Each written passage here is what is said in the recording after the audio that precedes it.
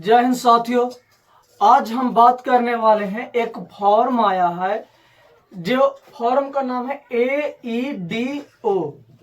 AEDO एक form आया है जिसकी कुल पद है इसमें 935 गो। तो इस वीडियो के माध्यम से हम बात करने वाले हैं संपूर्ण रूप से BPSC AEDO फॉर्म को लेकर। दोस्तों, ये जो फॉर्म है एक कहा जाता है कि शिक्षा से संबंधित फॉर्म है, जिसके ऑनलाइन की स्टार्ट की बात करें और फॉर्म ऑनलाइन करने की बात की जाए तो ये 27 अगस्त 2025 से ही ये शुरू कर दी गई है। यानी 27 अगस्त से ही इस फॉर्म को शुरुआत कर दिया गया है फॉर्म भरने के लिए। और इस फॉर्म का लास्ट डेट है 26 सितंबर। 26 सितंबर तक इस फॉर्म की लास्ट डेट है।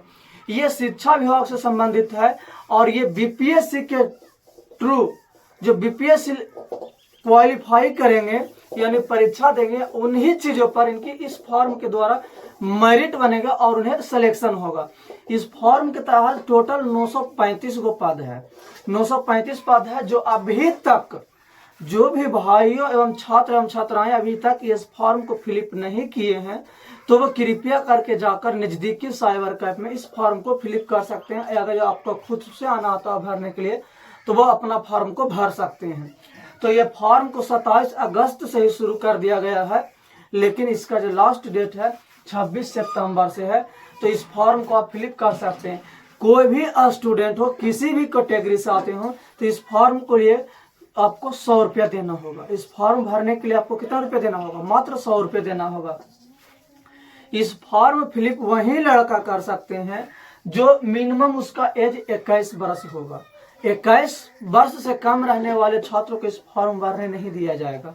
वही इस फॉर्म के लिए मैक्सिमम एज कम से कम 37 साल तक भर सकते हैं, उससे ज्यादा वाला को नहीं भर सकते हैं। और जो लोग को कुछ आरक्षण दिया गया है वो भर सकते हैं। जैसे मैं मिनिमम एज 42 साल तक है। किसके लिए है? SC ST के जो पिछड़े लोग होते हैं, ये SC ST के अंतर्गत आते हैं, वो 42 साल के भी हैं तो इस फॉर्म को भर सकते हैं, फीमेल हो या मेल हो। इस फॉर्म भरने के लिए आपको ना तो BEd की जरूरत है और ना ही DLD का जरूरत है। इस फॉर्म भरने के लिए सिर्फ आप स्नातक पास चाहिए। स्नातक पास जो भी विद्यार्थी हैं, छात्र एवं छात्राएं हैं, वो इस फॉर्म को भर सकते हैं। ये इसमें जो फॉर्म भरेंगे तो इसकी सिलेबस के थोड़ा सा देखते हैं दोस्तों। तो इसकी सिलेबस समान भाषा, यानी भाषा की जो बात करें तो वो हम लोग का भाषा कुछ इंग्लिश लैंग्वेज जो इंग्लिश है वो कुछ हिंदी है।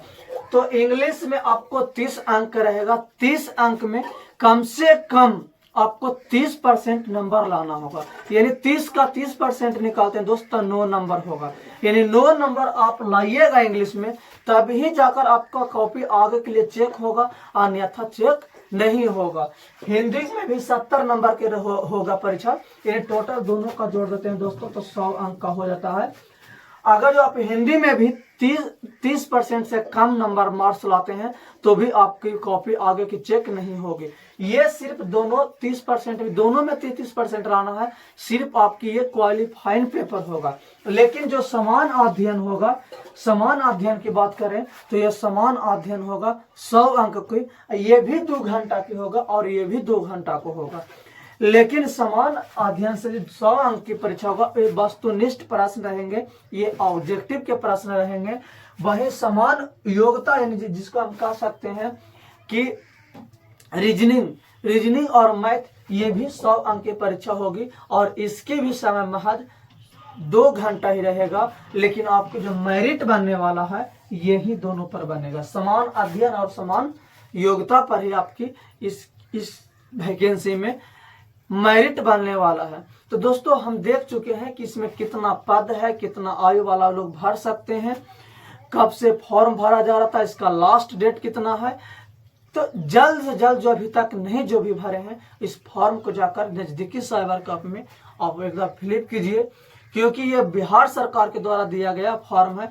कहा जाता है इससे पहले ये फॉर्म अभी तक नहीं आया था, तो इसमें दिया गया है। और जो लोग का था स्वतंत्रता सेनानी में था ना, उसके पूर्वज यानी उसके जो मतलब पूर्वज थे, उनके जो पिछले लोग होंगे ना, उन्हें 2% के आरक्षण देने की भी बात नोटिफिकेशन में की गई है।